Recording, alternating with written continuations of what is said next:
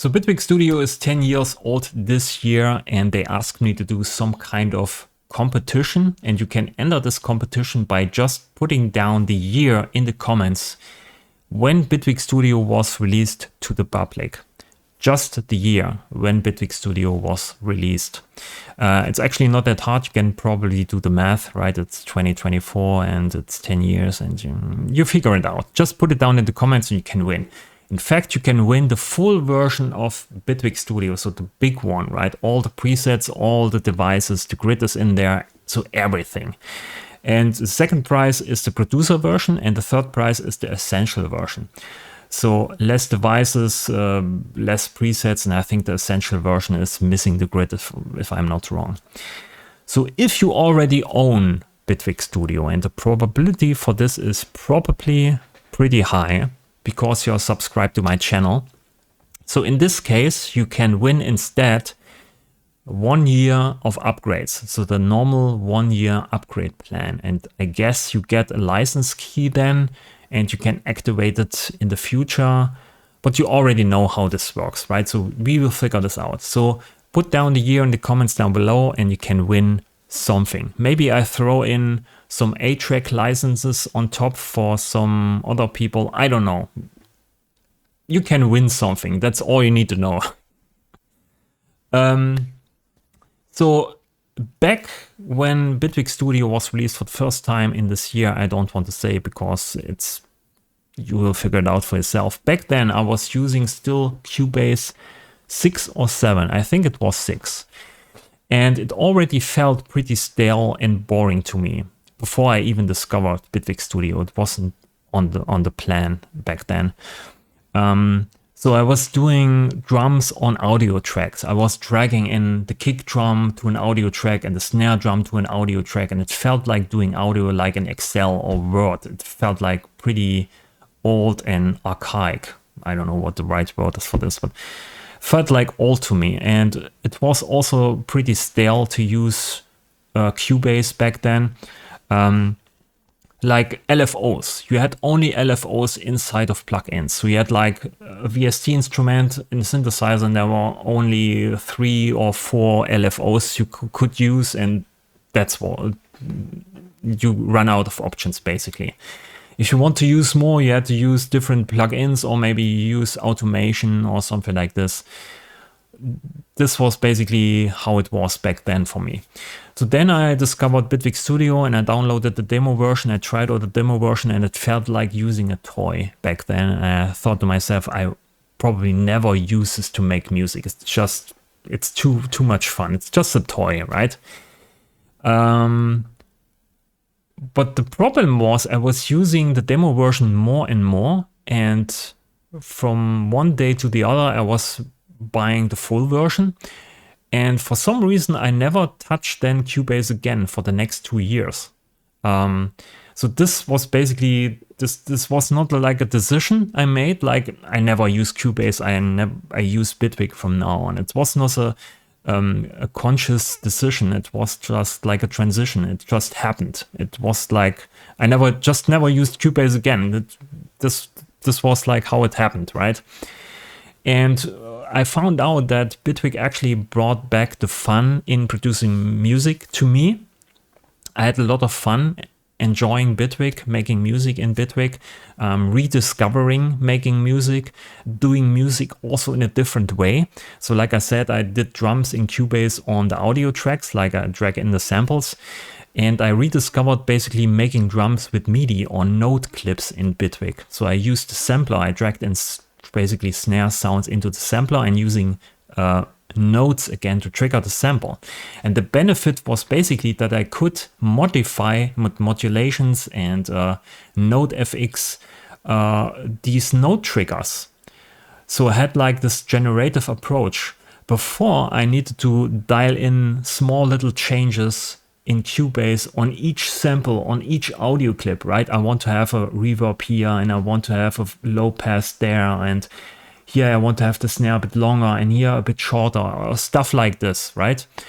So I needed to dial in every small little change in a static way. And in Bitwig, it was like dynamic. I could apply some node FX and just let it evolve over time and rediscover what happens when I, you know, modulate this knob or modulate the decay time or modulate the reverb mix here. Or so it was more like this dynamic workflow and letting the music evolve and behave like in the real world. So it was more like a dynamic workflow. And I really enjoyed this, and it brought back the fun. I didn't need to dial in all the small little changes, and I had like this, let's say, generative approach to audio or to sequencing. So I really enjoyed this, and I enjoyed toying around with the small little devices in Bitwig Studio.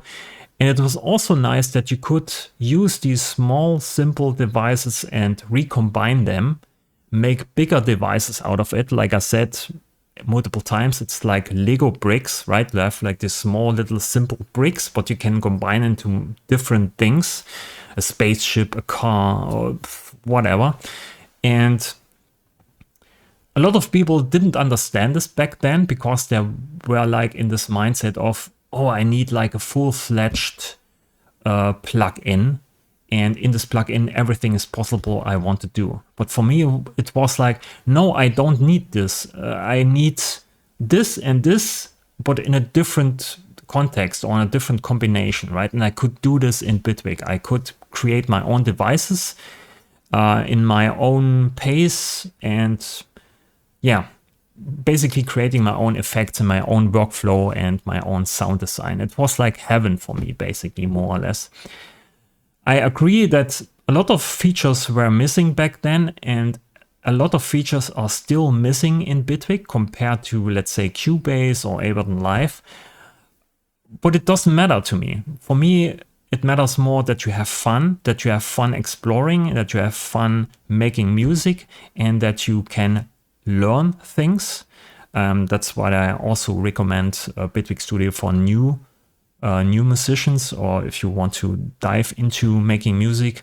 Bitwig Studio is basically perfect because you can learn sound design and how instruments work from the ground up, from the base level. You can start with simple devices, you can combine two simple devices, and then at the end you have like a big complex device or big complex synthesizer you can build in the grid. You can start small and then get bigger and complex over time, and on each step you learn something. So this is basically perfect for people that are new to making music. So yeah, this is basically my story of how I discovered Bitwig Studio and what it brought to my life. It's actually not all. There's a lot of stuff to it. So I basically discovered Bitwig Studio. It brought me back the joy in making music. It made me relearn making music, in how I make music. It made me relearn sound synthesis in terms of how instruments work, the internals, how they are constructed and so on, because people ask me all the time, right, in the comments, or can you actually redo this VST plugin in Bitwig Studio? And as I have no idea, I have to try it out. So then I went into researching what these plugins actually do. I dissect them, put them apart, right? And then I try to replicate them inside of Bitwig Studio. And then sometimes I come up with different ideas and adding a twist to these devices and so on. So it's like a constant learning. So joy and learning and new possibilities. And also, pretty important, it made me start this YouTube channel. So because I had a lot of joy doing these things inside of Bitwig Studio, I want to share actually this joy with other people. So I not only sent Bitwig Studio around to my friends, and they were also immediately hooked to Bitwig Studio and bought the license back then, Skyans and Dave and so on, and Jericho. And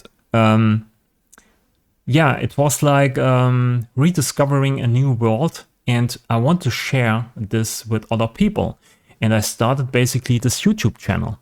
And a lot of people subscribed and supported me in this journey, asking for new videos and watching new videos, giving likes and comments.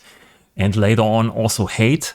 This is a normal state probably for bigger YouTube channels. And I also got a lot of Patreons. So I started a Patreon at some point, and it got more and more and more people subscribing to Patreon, wanting more presets, supporting me. Because sometimes I write some polls on Patreon, like what do you want from this Patreon, right? And the most people vote for just do whatever you want, and we will support you, which is basically like heaven. I never actually imagined when I started making music 25 years or 30 years ago that I can actually live from that. But in that sense that I don't sell music, I actually sell all the stuff around it, right? How to make music, inspire people, make solutions or presets or samples or stuff like this. Of course, there's music part of this, right? But it's not the biggest part. So a lot of people actually support me, and I'm very, very thankful for that a lot of people stuck to my Patreon supporting me, because it's not like that I have a lot of fluctuations on the Patreon, right? It's always like that people join and go out and rejoin, or sometimes 2 people go out and 2 people come in. So it's always this, back and forth with Patreons. But there's also a big core audience that stuck with me for the whole journey. So they subscribed on the first day on Patreon. I started Patreon, and they are still subscribed to this day. So there's a big core audience there on Patreon who support me in this journey, and I'm completely thankful for that. And it allows me to do a lot of things I never imagined to do, because it's not like I'm going to work. I just wake up in the morning and I research, I make music, I make videos, I make presets, I make everything that I think needs to be done and I want to do, and I want to research and so on. And sometimes people ask me, can you, redo or replace this plugin with the Bitwig preset and so on. And I have fun doing this and researching and answering questions. So it's basically exactly what I want to do, and I can do this because of Patreons and because of people subscribing here to this YouTube channel. So in fact, I mean exactly you. So thanks for that. Thanks to the community, and thanks for all my Patreons supporting me. And this is basically my journey. So I still doing it. I still have fun doing it. At the moment, I'm taking a bit time off because I need some breaks in between to get new ideas and, to refresh my thinkings and just take a break from things. It's always healthy, in my opinion.